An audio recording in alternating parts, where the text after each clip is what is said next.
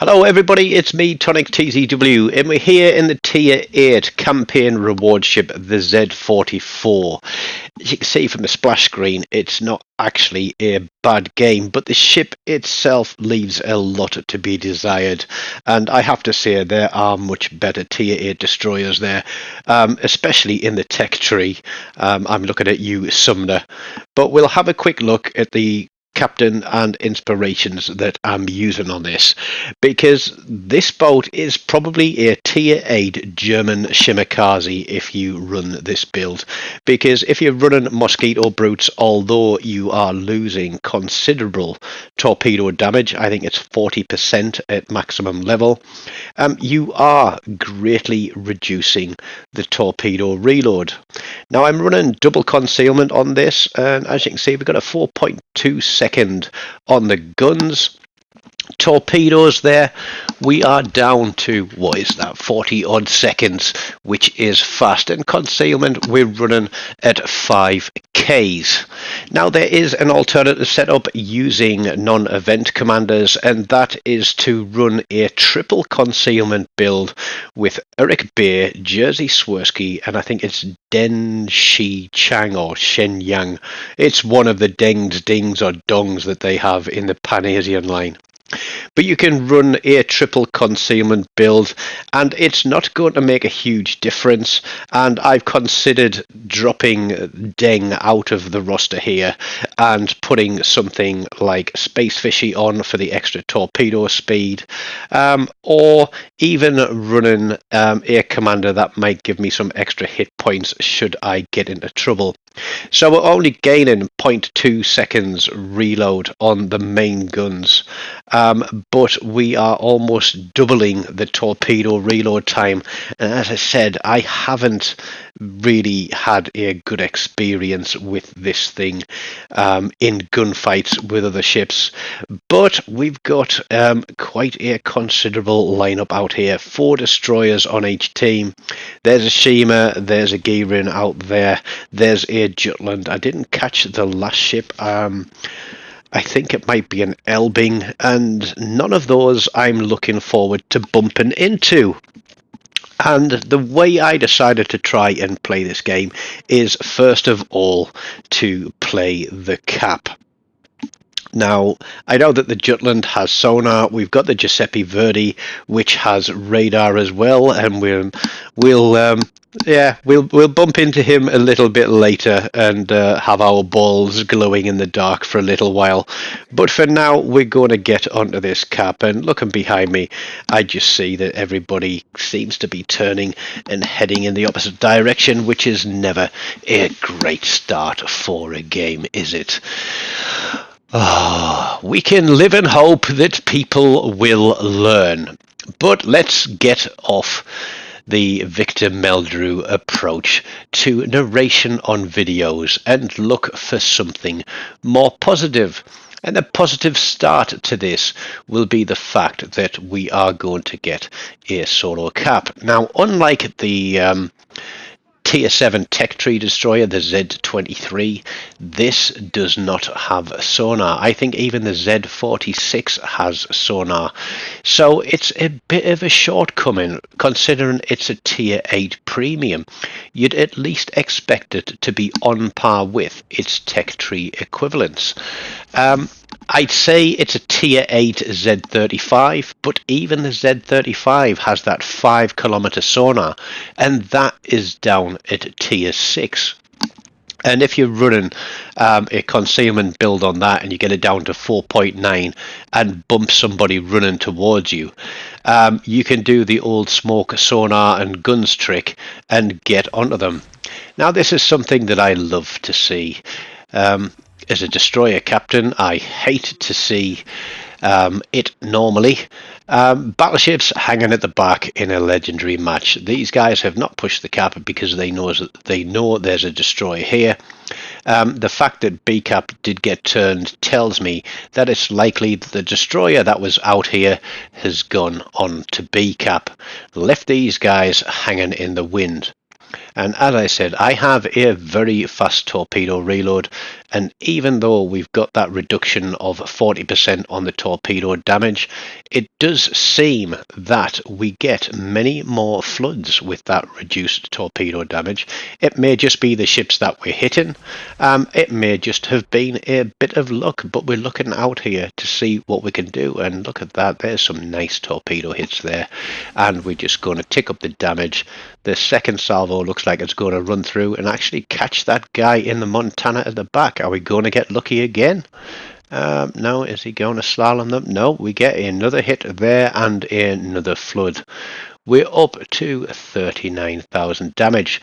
Now, every 30,000 damage, it's going to bring our torpedo reload down by 2%, because I did put an epic torpedo reload booster on this. Not a legendary one, I don't think. But we've already got 2 more spreads of torpedoes going out there. These guys realise that they've got a destroyer on their flank, and they want to push in closer and get themselves some support. And I'm looking, and it looks like these guys are going to get out of range, but we get another torpedo on. We get another, well, sorry, we don't get another flood. But that Montana is literally soaking the torps up for that GK, and he decides that he isn't actually going to push into the cap. But those torpedoes there, I said, they're long range. I think they're around 12 kilometers. That Montana is not ticking with my flood damage. He's burning. But we're going to pick ourselves up a kill here, because he noses into the island. The GK has left him for dead. Whether or not he's running real to rebuild, I don't know. But a torpedo and a flood on top of his fires with what little health he did have left has put paid to him. Just under 47,000 damage. Not a bad start to the game. We've managed to flush 2 battleships out of a camping position to the north of Charlie Cap, and we've secured Charlie Cap, and now we're going to push into Bravo and try to keep this guy spotted and potentially try and farm some more damage for him. I think he's a little bit lost. He realizes he's in a bad spot. To be frank, the middle of the map is not the right position for a battleship. But look at the mini-map. We've got 1 battleship who is all the way to the south of ACAP, and he's pretty much on his own, and there's a considerable amount of red team across there in front of him, and nobody spotting. We are a ship down, but we do have a lead on points. However, red team are pushing ACAP, and that means that we're either going to have to pick up some more kills or try and turn a cap again. There are still 2 destroyers out here. It is the Gearing and the Jutland. And as I said, although looking at the stats on the guns of this ship, it is kind of on par. And oh god, yeah, there we go, look. That is a game dynamic which needs to be changed, because a ship that has virtually no health left on it should not be able to take out a ship that is practically full health. I think the maximum damage they should be able to do should be the equivalent of, let's say, a dev strike of 51%, or above 50% damage to a ship. But it certainly shouldn't be able to take out a full health ship. So we got the Marco Polo, we got the Giuseppe Verdi coming in as well. We have got the Khabarovsk here with us, and I'm looking around thinking we need to get on this cap, we need to get the guns over, but we don't want to be heading towards those 2. Here's a little tip. You'll notice there that the Kaba has got himself spotted and getting shot at, but I'm not firing my guns. That may seem a bit jack, but if I'm not getting shot at, I'm not getting hit, and I'm not getting reset, which means that we can take this capture point, because I'm still holding capture points, and that means that we managed to get it. The Cabba and I both back off. The Giuseppe Verdi is running his radar, but we do get some torpedo hits out there, and we get some quite decent torpedo hits. And although this isn't the best angle, the Yamato and the Giuseppe Verdi both have a crack at me there. We land another torpedo, and we have 2 more racks already going through. Now imagine these guys are going to try and push through. We know that the Jutland has potentially taken a torpedo. The Gearing hasn't, and that's the guy that I'm worried about. And I'm considering staying on this cap because I know that the Giuseppe Verdi has burned his radar. But he has SAP secondaries, and that is not something that I want to be on the receiving end of. Now we get another torpedo hit, and before you know it, there we go. That is the Jutland out of it. Now my concern there was the Jutland was going to push forward, screening with sonar for the Giuseppe Verdi, then get me spotted, and then the Giuseppe's secondaries would do me a lot of mischief. Looking around, making sure we've got an escape route, and unfortunately the Cabba starts shooting at the Giuseppe Verdi, and I really wish he hadn't, because the Giuseppe Verdi is going to turn and go after the Khabarovsk. So what we're going to do is we're going to pop a smoke, and we're going to just get some cap resets there. What's that? 7.7 kilometers, and we didn't get shot at by secondaries, but we're going to keep some resets on that guy. I've no doubt that the gearing is there as well, so rather than sit in a smoke screen because I don't have sonar, I am going to come away from here, see if we can get the gearing spotted. There he is. Somebody else has got him spotted. I'm guessing he's shooting at the Khabarovsk, and I'm thinking he's half health. Can I get into a gunfight with this guy? I'm thinking no, discretion is the better part of valor here, because he's too close to that Giuseppe. And I do tell this Cabba here, and I'm come up on mic and I say, just keep running, just keep kiting him away, because I'm sure that the gearing is pinging the map with the direction to either myself or the Khabarovsk. I am located, which means he's running twist and track. That means I'm closest to the gearing.